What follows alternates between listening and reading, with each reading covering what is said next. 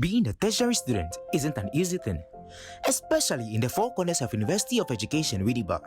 We hear people tell us that the hardest levels of education is the basic and secondary levels. You have your freedom to do whatever you want at the tertiary level. But things don't seem to be as we heard them saying. Sometimes the pressure on campus alone denies you the time to attend to your personal needs. Here are the experiences shared by some students on the University of Education campus.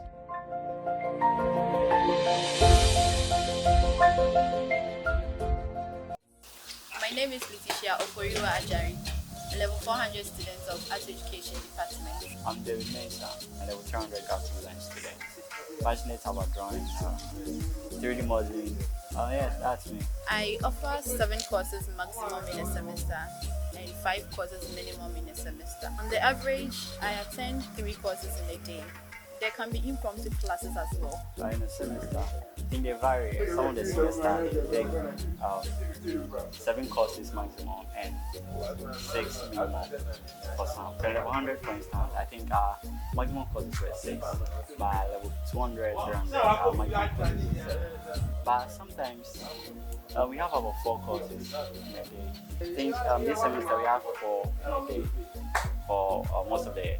That was level 100. We had our maximum was 2, 3, and I think that, so the average is 3. With my academic work, I make sure I allocate time for my studies and allocate time for my social life as well. When it's time for me to study, I make sure I study. When it's time for me to go for lectures, I make sure I go for lectures.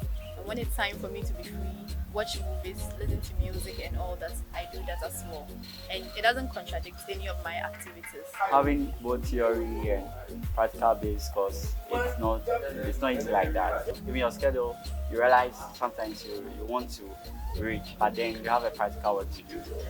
So balancing these two is quite difficult, very, very difficult though. And also having personal life, like since it's a practical based course, you have to keep building up yourself.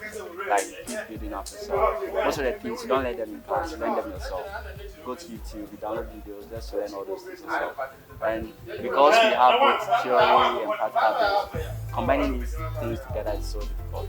So you end up not having time really for yourself, having time for different things. Sometimes assignments can pile up so much that you don't really have time to do any other thing. Really, I do personal time studies a lot, and we do group studies too. Group studies are usually for revision, things we've already learned. We try to revise what we learned. But personal studies, I really like using that type of studying a lot, and not just sitting down, but want to explore and do more things, like even though it's studying but an adventurous study, of course. There are always assignments and you can't run away from it.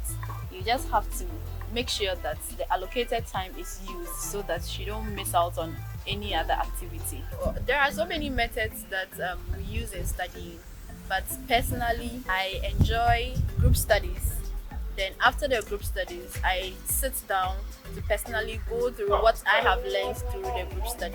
Let's they tell you tertiary, everything is down, everything is easy. You don't really stretch yourself, you have time for yourself, you can do all things from bar. It's actually the vice versa of it. The tertiary, that's why it is a tertiary level. Examinations are a little difficult, and with UAW in question, yes, it is. Considering the distance from my hostel to campus, there hasn't been any time that I would say that the distance prevented me from getting to class early. If there was any time that I was late for class, it was because I myself didn't wake up early to get ready for class on time. Because of how this course has been structured, practical and theory, you end up sleeping around 2 a.m. and then you have to wake up. Sometimes our lectures are 7:30 a.m. You have to wake up before 7. You have to bath and do all the take your breakfast before going to class. So you end up most of the time being late for class. But I've never been late for class. It was, if I could count, 2 times. The first one I was asked to stand outside. I think that was the first time I was asked to stand outside. It was embarrassing though, but we are coping. Our landlord doesn't stay with us, and the same applies to the hostel manager. Most of the times, they just come around once in a while, like in a month, they just come around. So the landlord, the whole of this semester, I haven't seen the landlord. I've only seen the hostel, the caretaker for about 3 times, 3 to 4 times. So we don't have this basic relationship with our landlord. We just have to call and all those things. So when it comes to weeding, clean up the place and all those things, it's mostly done by the student themselves. For me, my landlady is a very nice person and she treats all of us as children. The relationship between we the students and her is like a mother-children relationship.